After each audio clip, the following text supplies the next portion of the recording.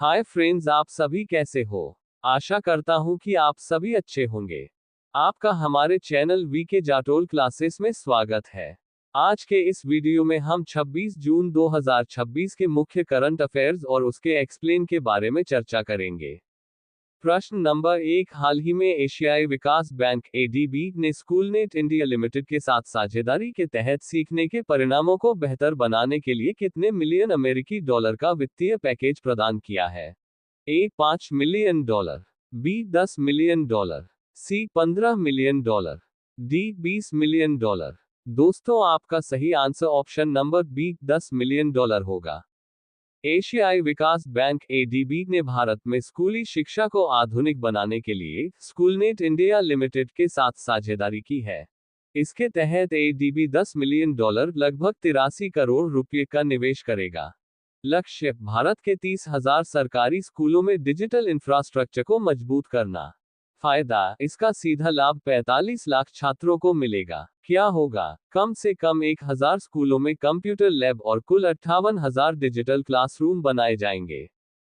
शिक्षक प्रशिक्षण, इसके तहत 56,000 शिक्षकों को डिजिटल तरीके से पढ़ाने के लिए प्रशिक्षित किया जाएगा।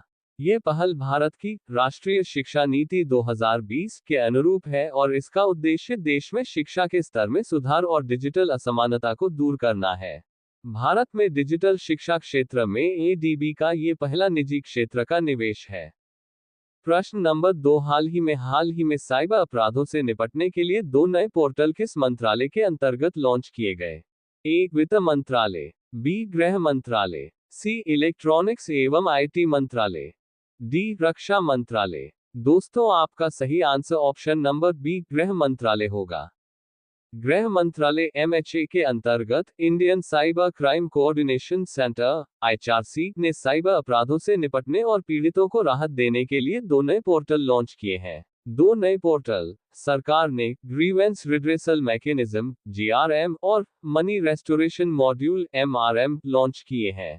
जीआरएम पोर्टल का काम, ये पोर्टल उन खाताधारकों की मदद करेगा जिनके बैंक खाते साइबर अपराध जांच के दौरान गलती से फ्रीज, ब्लॉक या सीज लाइन मार्क हो गए हैं। खाताधारक अब इन पोर्टल के जरिए अपने खातों के खिलाफ की गई कार्रवाई की समीक्षा की मांग कर सकते हैं।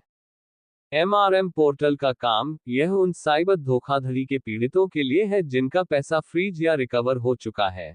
ये पोर्टल उन्हें अपना पैसा वापस पाने के लिए आवेदन करने की एक सुविधाजनक प्रक्रिया प्रदान करता है।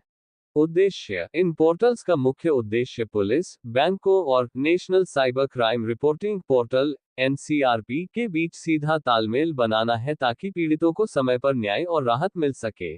सलाह, साइबर धोखाधड़ी होने पर नागरिकों को तुरंत राष्ट्रीय साइबर हेल्पलाइन नंबर 1930 पर कॉल करना चाहिए या आधिकारिक national cyber crime reporting portal पर अपनी शिकायत दर्ज करानी चाहिए। प्रश्न नंबर 3, हाल ही में इंडियन एथलेटिक्स अवार्ड्स 2025 में वर्ष के सर्वश्रेष्ठ पुरुष एथलीट का सम्मान किसे मिला। ए नीरज चोपड़ा, बी अविनाश साबले, सी किशोर जेना, डी तेजस्विन शंकर। दोस्तों, आपका सही answer option number A Neeraj Chopra होगा। प्रमुख विजेता, भाला फेंक स्टार नीरज चोपड़ा को वर्ष का सर्वश्रेष्ठ पुरुष एथलीट और स्टीपल चेज रिकॉर्ड धारक पारुल चौधरी को वर्ष की सर्वश्रेष्ठ महिला एथलीट चुना गया। लाइफ टाइम अचीवमेंट, भारतीय एथलेटिक्स में योगदान के लिए पीटी उषा, अंजू बॉबी जॉर्ज, गुरबचन सिंह रंधावा और बहादुर सिंह चौहान को लाइफ टाइम अचीवमेंट अवार्ड से सम्मानित किया गया। उभरते सितारे, शहनवाज खान पुरुष और पूजा महिला को वर्ष के उभरते हुए एथलीट का खिताब मिला। अन्य सम्मान, सर्वश्रेष्ठ कोच का पुरस्कार परवीर सिंह को मिला।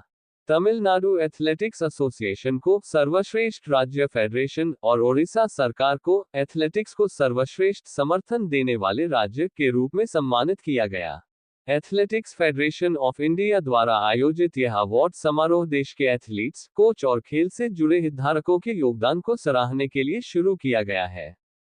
प्रश्न नंबर 4, हाल ही में जीआई टैग प्राप्त करने वाले इंदौरी मालवी आलू, गराडू और बालम ककड़ी किस राज्य से संबंधित हैं। ए राजस्थान, बी गुजरात, सी मध्य प्रदेश, डी उत्तर प्रदेश। दोस्तों, आपका सही आंसर ऑप्शन नंबर सी मध्य प्रदेश होगा। चेन्नई स्थित जियोग्राफिकल इंडिकेशन जीआई रजिस्ट्री ने आधिकारिक तौर पर इंदौरी मालवी आलू को जीआई टैग प्रदान कर दिया है।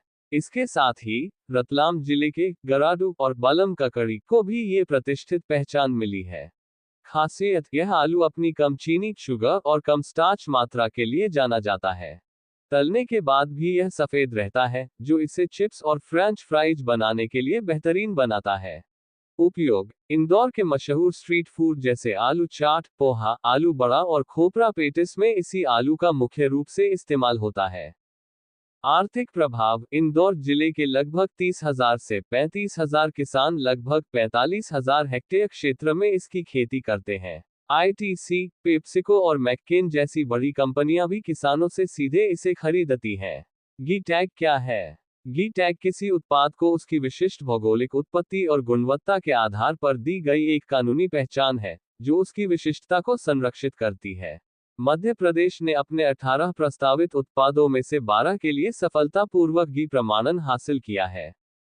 प्रश्न नंबर 5, हाल ही में पूर्व अग्निवीरों के लिए तृतीय श्रेणी की सीधी भर्ती में 20% आरक्षण की घोषणा किस राज्य ने की है?